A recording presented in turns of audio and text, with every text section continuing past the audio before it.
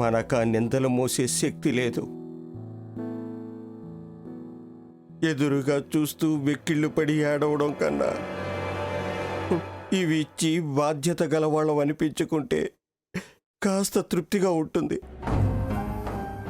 ఇవి సీతకిచ్చి పెద్దవిడికి ఇవ్వమని. మళ్ళీ మధ్యలో సీత ఎందుకండి?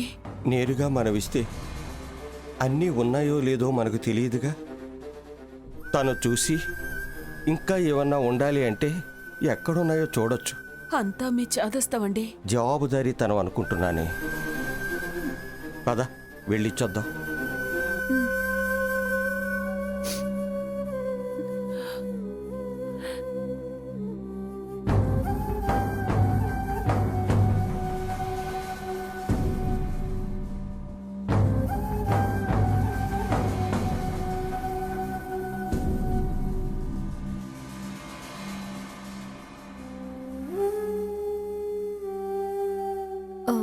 నానా, లేవద్దమ్మా, కూర్చో కూర్చో. సావిత్రి ఇవ్వు. ఏంటమ్మా ఇవన్నీ? స్వర్ణ నగలన్నీ తీసుకొచ్చారమ్మా మీ నాన్న. స్వర్ణ నగలా? దేనికి? వెళ్ళి అత్తయ్య గారికి ఇచ్చేయమ్మా. ఇప్పుడు ఈ నగలన్నీ అప్పచెప్పడం దేనికి నాన్నా? ఏంటో స్థానం మారతాయట, నిందలు భరించాల్సి వస్తుందట, అప్పచెప్పడం మన బాధ్యత అని ఏదేదో అంటున్నారమ్మా మీ నాన్న. అనకపోతే బంగారం లాంటి పిల్ల ఎలాగూ పోయింది. దాని బదులు ఈ బంగారం ఉంచుకుందాం అనుకుంటున్నావా? అలాంటి కక్కుర్తేం లేదండి నాకు. మరి వాళ్ళ బంగారం వాళ్ళకి ఇమ్మని చెప్పినందుకు ఏవేవో అంటావేంటి? అమ్మా సీత, అది ఎలాగూ పోయింది. ఇవి కళ్ళెదురుగా కనపడుతుంటే మీ అమ్మ నేను కన్నీళ్లు కార్చుకుంటూ దాన్నే తలుచుకుంటూ కుమిలిపోతాం గాని మర్చిపోలేమమ్మా. కాలంతో పాటు మర్చిపోయే ప్రయత్నం చేయలేం.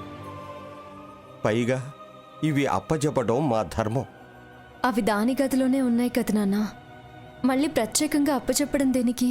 దాని గదిలోనే ఉండొచ్చమ్మా, కానీ మనం మాత్రమే లేవు, చాలామంది ఉన్నారు. ఎవరి కన్ను వీటి మీద పడ్డా పేదవాళ్ళం మేమే కాబట్టి మమ్మల్ని అనుమానించే అవకాశం ఉంటుంది. అందుకే ఎవరి సొమ్ము వాళ్ళ దగ్గర ఉండడం మంచిది.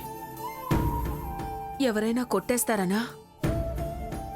అలాంటివి చాలాసార్లు జరిగాయి కదా సావిత్రి. మన జాగ్రత్తలో మనం ఉండడం మంచిది. సరే నాన్న, రేపు నేనే అమ్మమ్మ గారికి ఇస్తానులే. బరువు వీలైనంత త్వరగా దించుకోవడం మంచిదమ్మా. వాయిదా వేయడం ఎందుకమ్మా? ఇప్పుడే వెళ్ళి ఇచ్చేసిరా.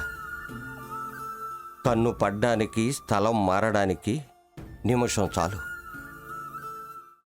అమ్మా, అలాంటి వాళ్ళది నిజమైన ప్రేమ కాదు, అది వ్యామోహం. ఎగ్జాక్ట్లీ చిన్నత్త, నిజంగా ప్రేమించుకున్న వాళ్ళు అలా చేయరు. ఎంత మనసు విరిగిపోతే కన్న కూతుర్ని పట్టుకొని మా దృష్టిలో చచ్చిపోయా ఉంటుందా తల్లి?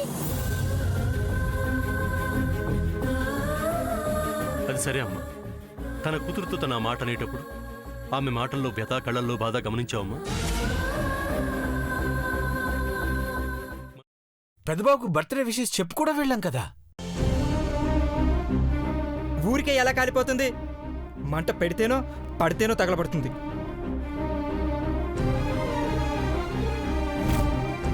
కరెక్ట్ చిన్నబాబు, నీకొచ్చినట్టే నాకు డౌట్ వచ్చింది.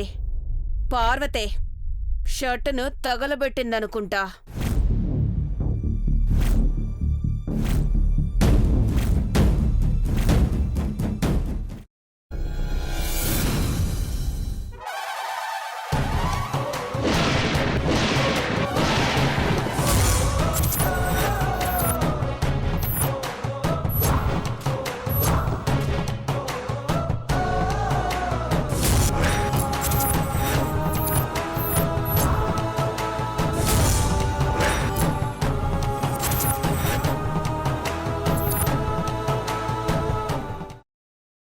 తర్వాత పొట్టు తీసేసి చాప్ చేసి పక్కన పెట్టుకోవాలి.